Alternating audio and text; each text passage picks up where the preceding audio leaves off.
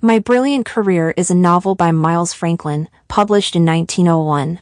This coming-of-age novel has elements of realism and Australian nationalism and is often marketed as young adult. It is from the first-person perspective of Sibylla Melvin and set during the 1890s in the Australian outback. Don't forget to like and comment. At the beginning of My Brilliant Career, Sibylla Melvin comes from a well-off family. Her father, Richard Dick Melvin, owns a cattle station, and her mother, who sees Sibylla as a wild tomboy, comes from a refined, upper-class background. When Sibylla is 9 years old, her family leaves their comfortable home in Bruggabrong and moves to a struggling farm in a remote area called Possum Gully in New South Wales, Australia. Mr. Melvin tries to make money through stock trading, but he fails. He then puts all his efforts into running a sheep farm, but he is inexperienced and soon the farm begins losing money. As things fall apart, he becomes an alcoholic and wastes what's left of their savings. The responsibility of keeping the farm going falls on Sibylla and her mother. Sibylla dreams of becoming a singer or a writer, what she calls her brilliant career, but she feels stuck and stifled in Possum Gully. By the time she is 13, she writes her first novel and sends it to a publisher. Although the manuscript is rejected, the editor encourages her to keep writing. When Mrs. Melvin writes to her own mother, Mrs. Bossier, asking for help, Sibylla's grandmother offers to take Sibylla to her estate, Kattegat, and turn her into a proper lady. Sibylla is thrilled to leave Possum Gully. At Kattegat, she enjoys a refined and lively life with her grandmother, her Aunt Helen, and her Uncle Julius. Mrs. Bossier's adopted son, Everard Gray, is in his 20s. He quickly falls for Sibylla and proposes marriage, though she is only 16. Sibylla, who struggles with low self-esteem, politely refuses.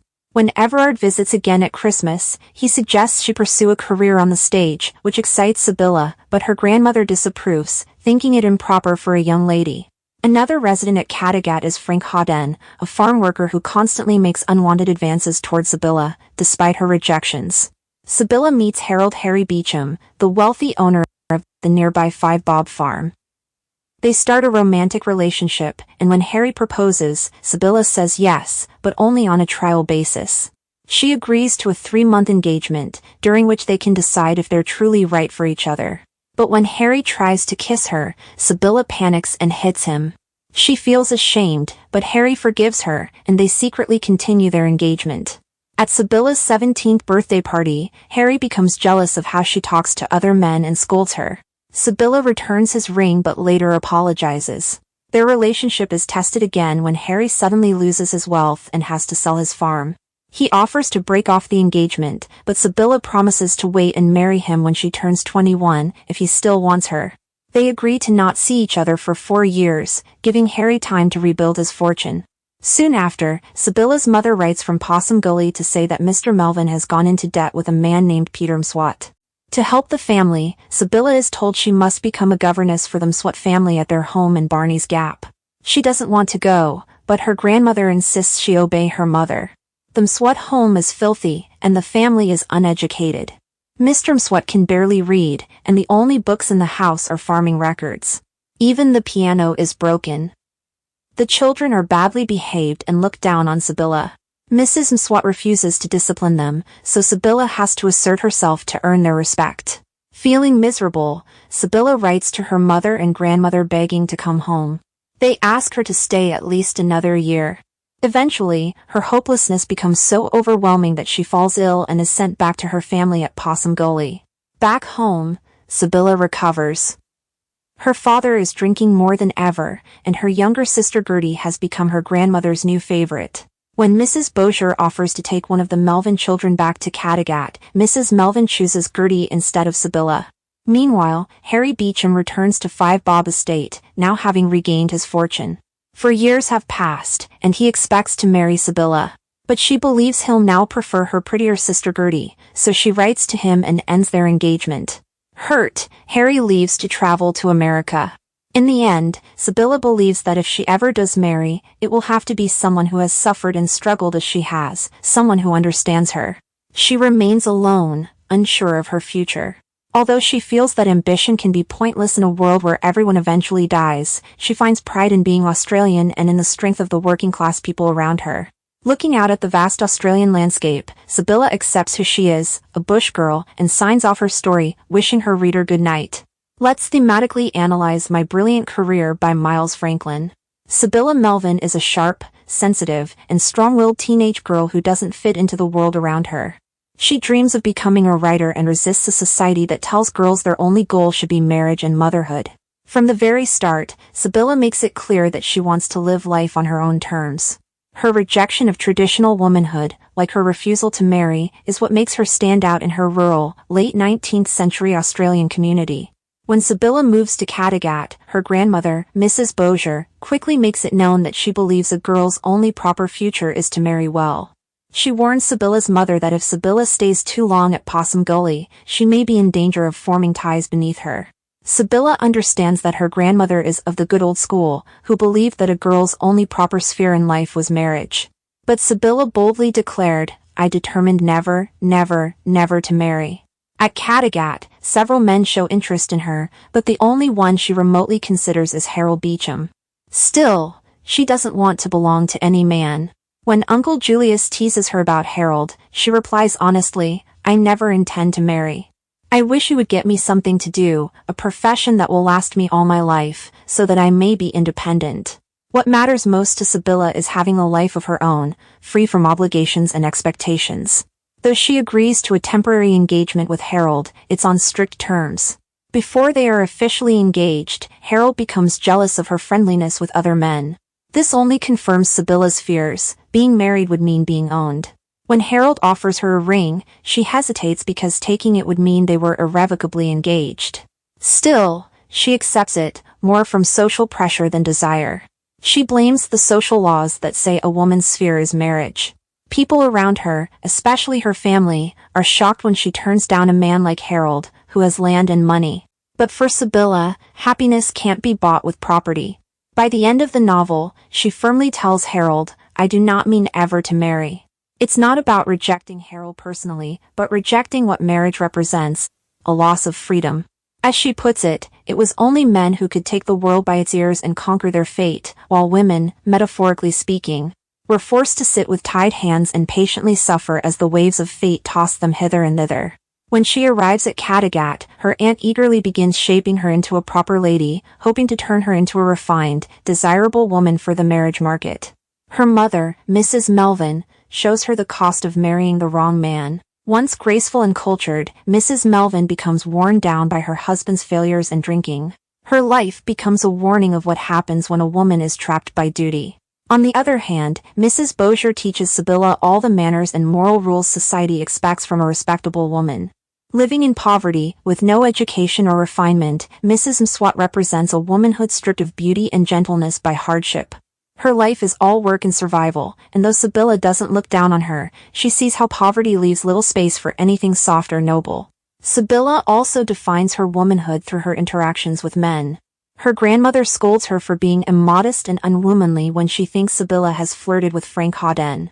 Aunt Helen too calls flirting horribly unwomanly.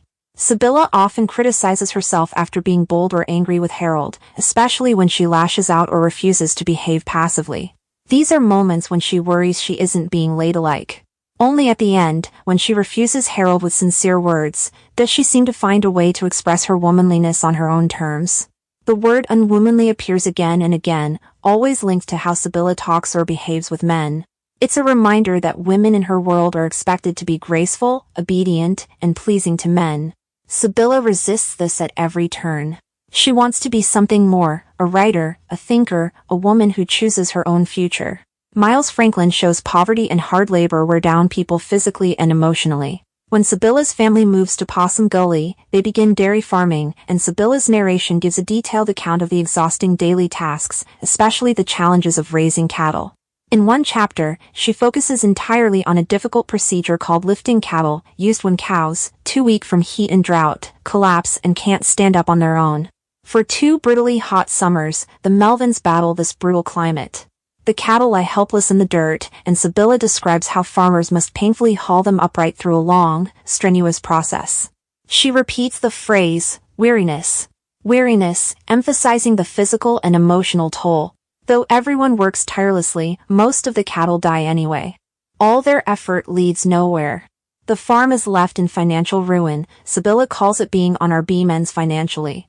This situation is worsened by her father's drinking and poor choices, pushing the family deeper into poverty. Sibylla strongly disagrees with the common idea that poor people can still be happy or that poverty does not mean unhappiness. She makes a list of small, everyday things that become luxuries when you are poor, a stamp to write to a friend or reading and music. These simple pleasures are no longer within reach. Instead, the poor are forced into doing work against which every fiber of their being revolts. This means people have to do work they hate just to survive, and under such pressure, true happiness becomes impossible. Sibylla notices the number of wandering poor men or tramps passing through her grandmother's estate, Kattegat. Though the family offers food to these men, Sibylla is the only one who truly sympathizes with them.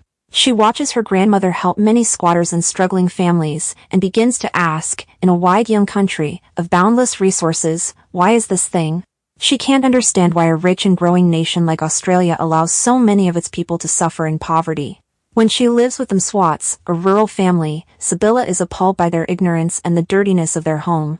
But she does not consider herself superior to them. She admires their ability to endure hardship without complaint.